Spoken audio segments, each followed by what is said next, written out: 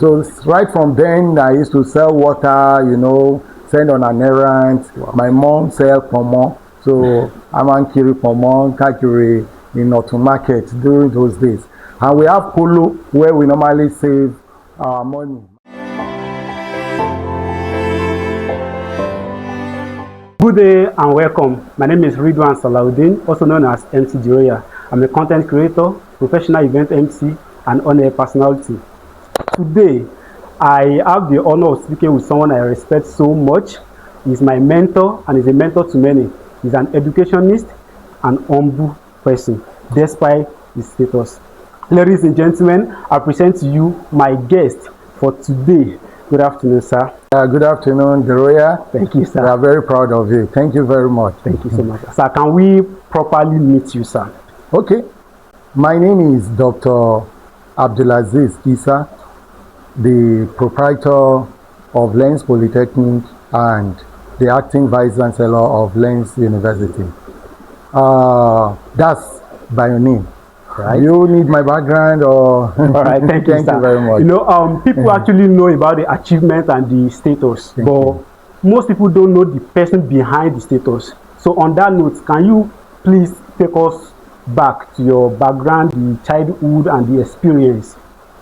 Oh, thank you very much. Thank you, sir. I had a very humble beginning. All right. I started my primary education, or I was born in Otun Ekiti, in Ekiti State, where my family were working in those days. But unfortunately, I lost my father at a very tender age. We lost him in 1978. We lost him in 1978. So I was barely 3 to 4 years old then. And that was where the challenges of life started. It wasn't easy being brought up by a single parent. Yes. So it was not easy, but with God on our side, with dedication, with perseverance, with resilience, we were able to surmount the challenges. So right from then, I used to sell water, send on an errand. Wow. My mom sell Ponmo. So I'm on Kiri Ponmo, Kakiri in Norton Market during those days. And we have Polo where we normally save our money. My mom will tell you, you have to be responsible for your own school fees. So it's the amount of sales you are able to make, amount of profit we were able to make at the end of the day when they broke your Polo, that's the small bank. Yes. We gather it together to pay our school fees. So we need to work very hard in order to sustain the tempo. So that was how I started. So I was enrolled in Ansaruddin Primary School, Otun Ekiti. Then I finished from Ansaruddin Primary School. I went to Moba Grammar School, Otun Ekiti, where I did up to my GSA 3 before I relocated to Kwara State. So I continued from Ansaruddin Secondary School in Otun Ekiti, where I graduated in 1994 set. Then after then, I moved to Kwara State Polytechnic for my A-levels examination. So it wasn't easy during those days. So in fact, before I enrolled for my A-levels, I had to go to Abuja to do a kind of transportation business. So to say, it's a conductor business anyway, because I never knew how to drive then. So we embarked on that to save enough money to enroll myself for the advanced level A-levels. That's I joined the A-levels.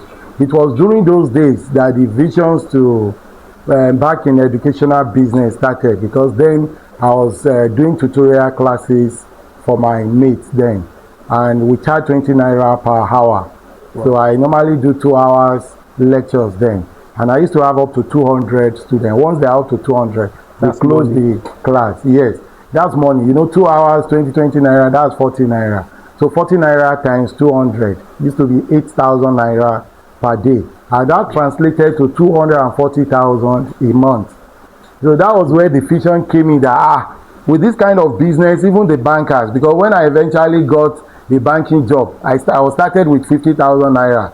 Meanwhile, I've been earning 240,000 naira as a tutorial guru then, So it's this perseverance, that's how the life has been. And after my A-levels, I went to University of Ilorin. I did my BSc in accounting. Wow. So, and after I served in University of Benin.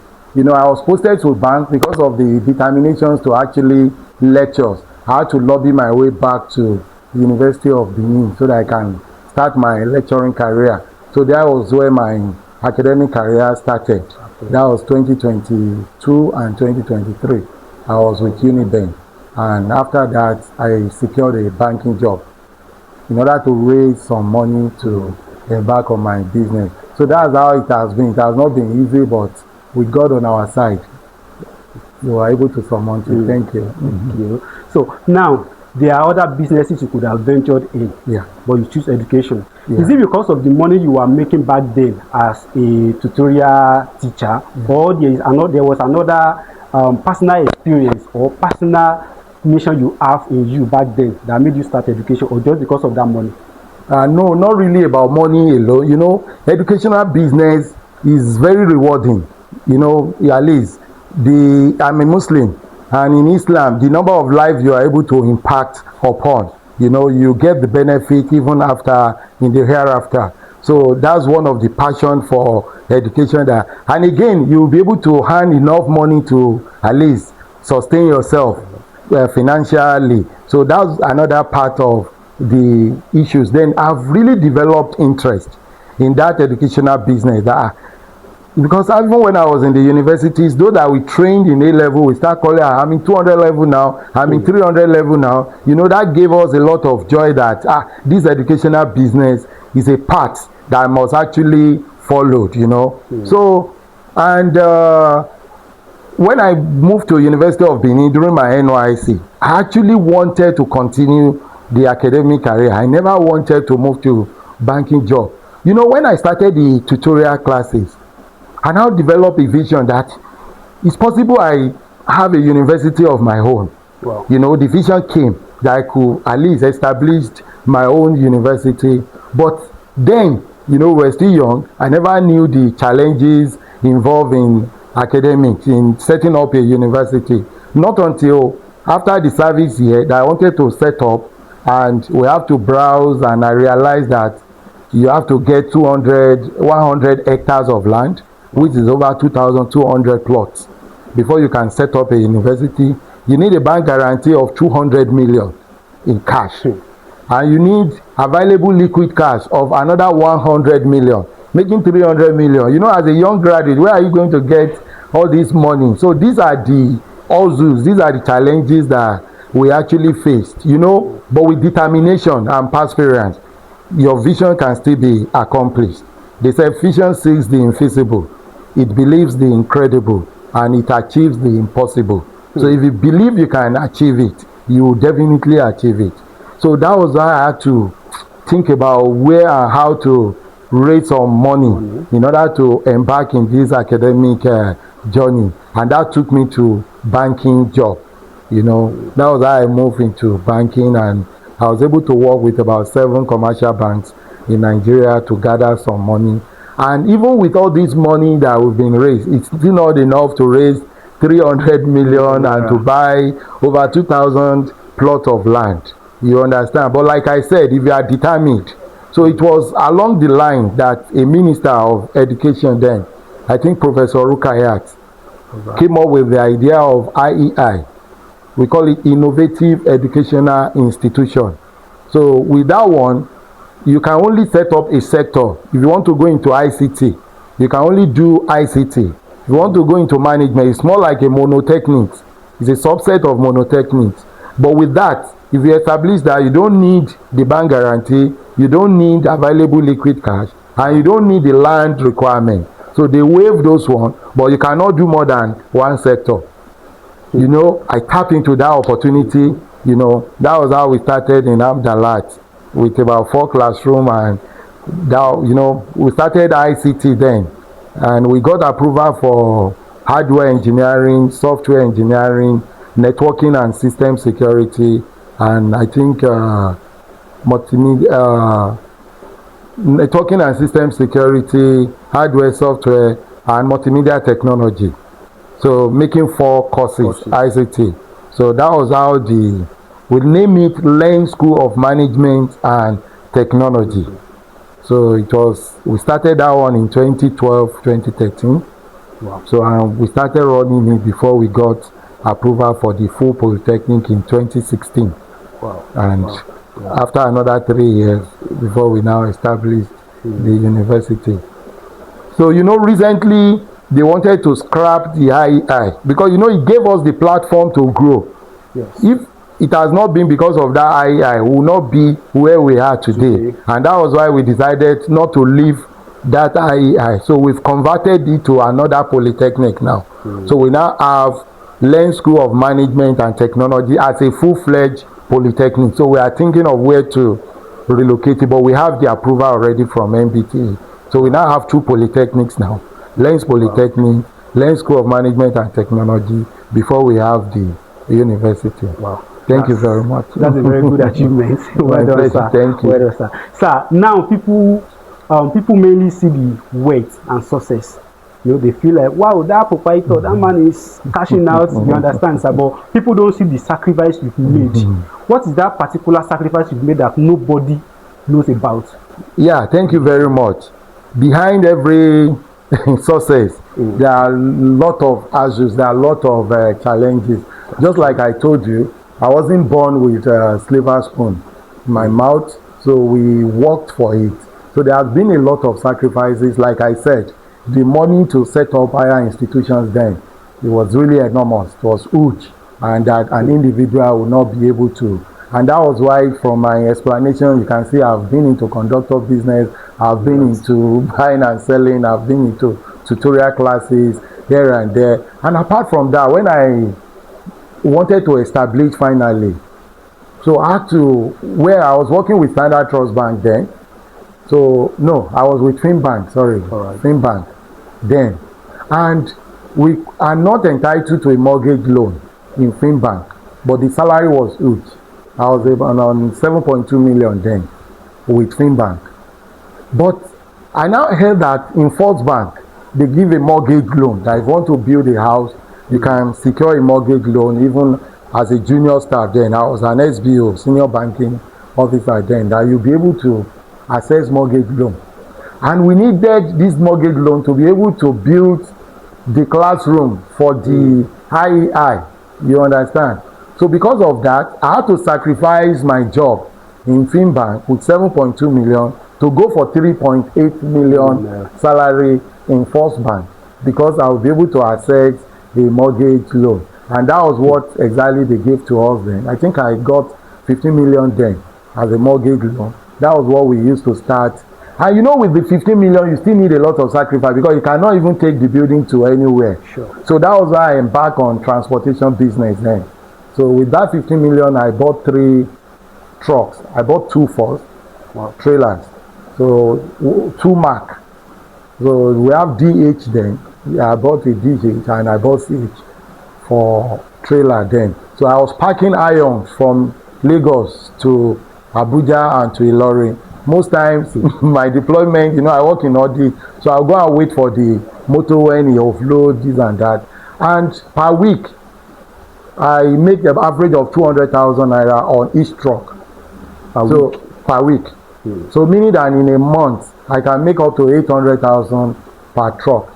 So there are 2 trucks then. That's 1.6 million. And from 15 million, I bought 3 eggs.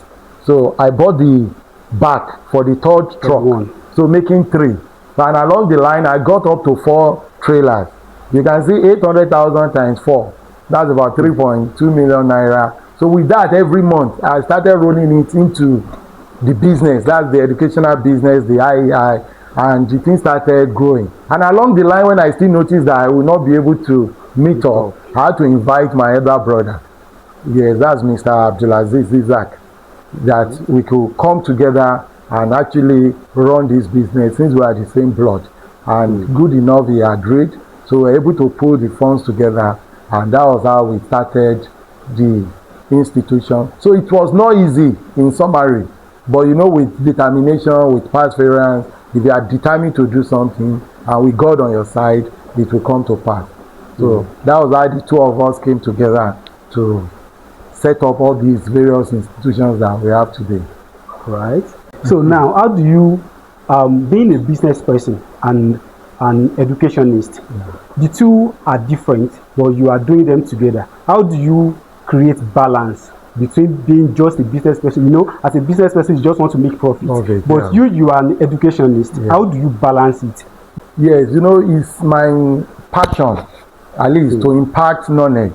So despite running the business of education in Nigeria now, you know, I cannot leave it. That's why I still go to classes every day. I just left my class now, you know, As because a vice chancellor. as a vice chancellor, I still, at least I take up to 4 courses. That's about 4 to 5 hours lectures every day, because it's actually my passion, and I won't want that to affect the business. So despite running the business of education, I should not leave my passion of adding value to the people, of delivering lectures to my students. Thank you very much. All right. Now, talking about the students, what kind of students make you feel proud? Yeah, students are very determined. Students that have visions like us. We are very proud of some of our students that have been representing us well outside. I think even Diroya now is one of our legacy. Thank you for at least making us proud. So we are happy. Just about few weeks ago, about 2 months ago, our students participated in a competition in Ilorin that involves University of Ilorin, Kwara State University, Alikma University, you know, and the Polytechnics in Kwara, and they emerged first. Wow. You understand? So students, in fact, I gave them personal award from my own post, because they are making us proud. They are representing us well. So people believe private institutions are inferior to public. But you know, with this kind of competition and our students emerging victorious, so it gives us joy when I see my students excelling in their various field of endeavors. So it makes us happy. Thank you. Welcome, sir. Okay, sir. Has there ever been a time where you thought of giving up?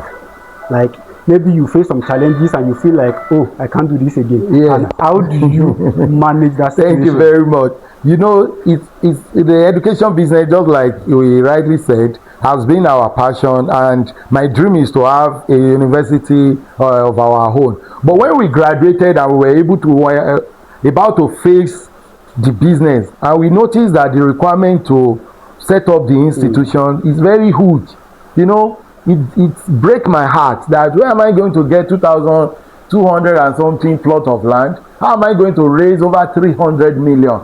200 million for bank guarantee, 100 million for available liquid cash. So, you know, I almost gave up that time. You know, it was a really big challenge. But, you know, when you keep your vision alive, you know, there is no mountain that you cannot climb. You know, when your determination, and with God on our side, that it used that particular minister to set up, you know, the high innovative educational institution. That's the meaning of IEI. Because if not for that program, maybe our dream would not have been accomplished. Wow. And we should not despise small beginning. That was how we are able to overcome the challenges. Because if we focus our mind on university that time, probably we wouldn't have been able to come this far. But you know, despite that, the vision is to have a university, but you can bring yourself down to the level of IEI, innovative education, and grow to become the bigger picture that you. So we shouldn't despise small beginning. You can start small and always grow big. Thank you very much. So that means the goal was not the first university and the Polytechnic. It was actually university. But because you could not start with because of the fund and the requirement. Right. So we started small from IEI. We moved to the Polytechnic before we now got to the university. Now that the university is all set up, what happens to the Polytechnic?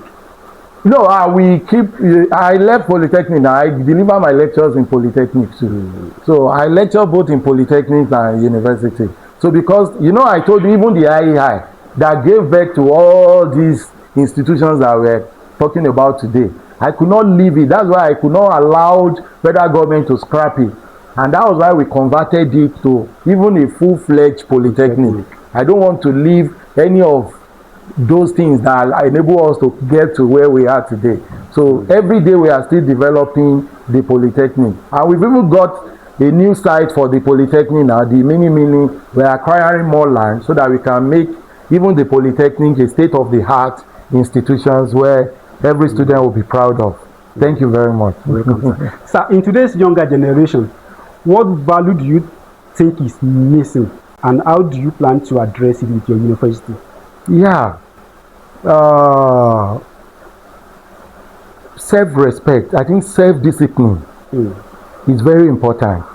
If you look at 80% of our young boys today, they believe in drugs.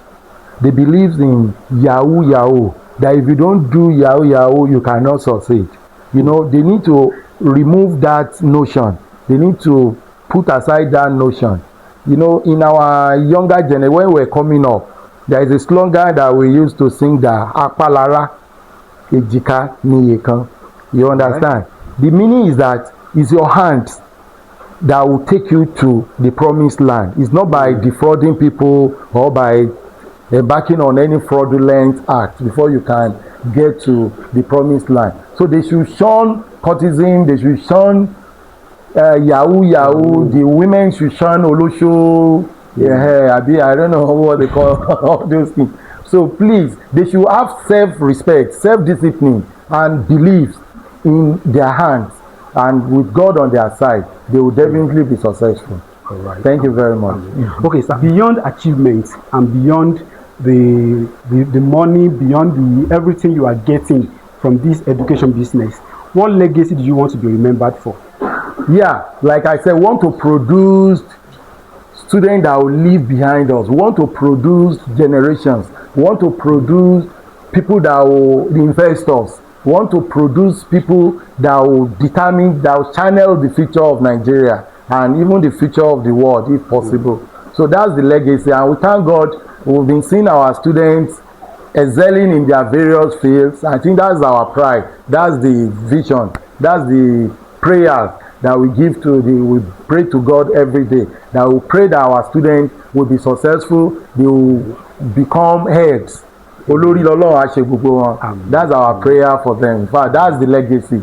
I always feel happy when I enter bank and I see a lot of my students will come and welcome me. Oga, you know, this gives us a lot of joy. I was in the airport last week and I was just looking at where am I to go, and a student just came here. I work here now. Oga, what do you want? You know, that gave us a lot of joy. We are happy seeing our students in various fields, excelling in various, even those that are in social media are also making waves. You understand? We have produced Miss Imo State, we have produced Miss Oyo State. Yes. Currently, we have Miss Tourism for Nigeria. You know, a product of Lens institution. So that gives us a lot of joy and pride.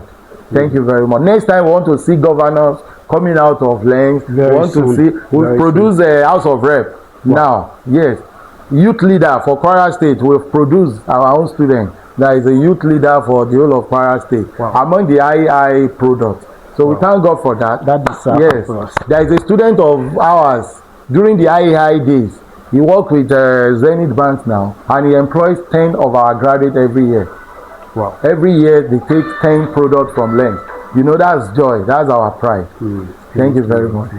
Sir, there are thousands of people, if not millions, that would have wanted to become who you are today.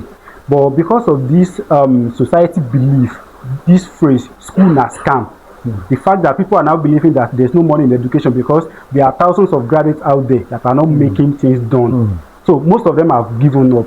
What do you have to say to them? Yeah, you know, like I told you, I wasn't born with silver spoon in my mouth too. I want to encourage people to work hard, to work very hard. You know, don't despise small beginning. It was not written on my forehead that I was once a conductor now. You understand? It wasn't written in my head, and at least I've gotten to where I dreamt to become. So they can get to anywhere they want to get to. They shouldn't despise small beginning. You understand? Finances should not be a barrier. So people will come to me that my father died. I said my own father died when I was 4 years old. You understand? And that does not limit me from getting to where I prayed to become. You understand? So there was a time in Ekiti then. There are these people that buys maize in large quantity. So the dry maize in bags. Once the trailers come with the dry maize, you know, we struggle to gather as many as we can. Sometimes I'll pack like 6 bags. And, you know, I'll rinse it. 4 bags of maize. Blood will be coming out from my finger because they pay us per bag that we were able to rinse because they want to remove the suku from the. I 4 bags, 5 bags on daily basis just because I want to pay my school fees. And those things have gone to they are past now. You understand? So it will not be written on my face that this was what I. In fact, some people make jest of me when I finish my secondary school. I don't want to go into that. They said I should come and learn one particular trade, this and that. I said no. Education is my calling. I want to go to school. And because of that, they said they are not going to support this. Fine. You know, that will not stop me from getting to where I want to go. And when they held that I was doing conductor in Abuja, I don't know how they got to know.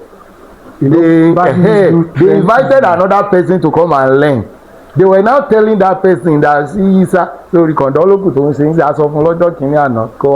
you understand? And the guy called me that this is what he told. I said, if you really want to go into education, forget about them. Be determined. He's a lecturer. The guy I'm talking about now is a lecturer in Federal Polytechnic of Kwara.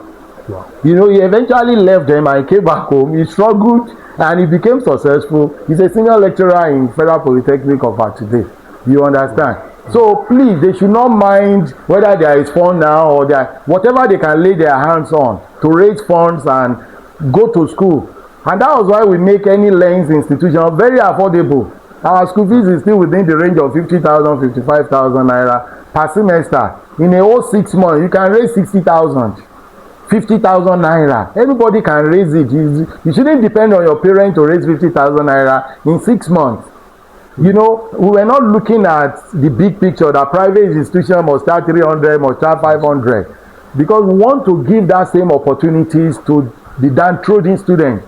That was why we make our school fees very, very, very minimal, very affordable, even cheaper than the federal government schools. You know, because I realized what we have passed through and we don't want them to pass through same thing. That was why we brought down the school fees to be very affordable for anybody to.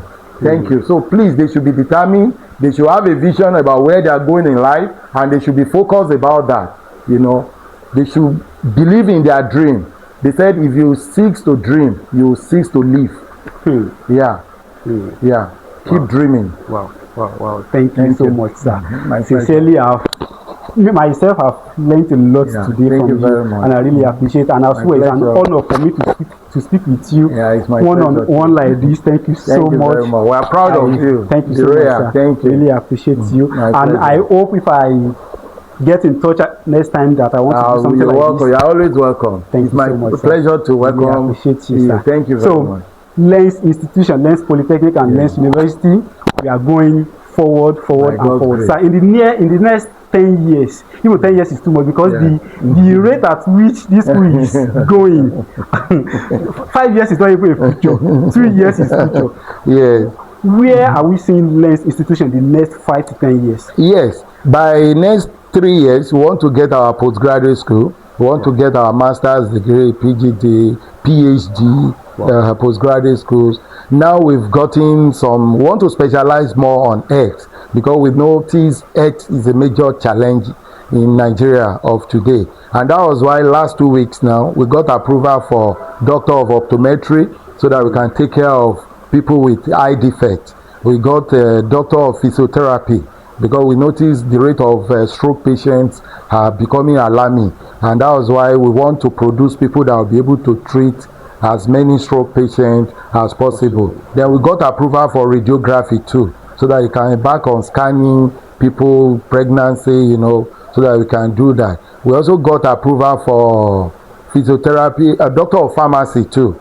So we have it on ground now. So we have nursing, we have medical laboratory technology. So we are looking into all those bigger pictures. So in the next 2-3 years, we are looking at having our own medical school too. We want to have medicine is part of the dream in the nearest future. And want to set up our own teaching hospitals so that we can provide medical facilities for the populace. Thank you very much. All So right. that's Thank the you so future dreams. Thank you. Thank you. Thank you so much. My pleasure. And my wonderful audience, Yeah. thank you so much for being with us today. This is Dr. Yisa Abd Azeez, Thank you. the acting Vice Chancellor of Lens University and proprietor of Lens Polytechnic. Thank you very much. Thank you so much Thank for being you. today with us. My pleasure. Thank you very much.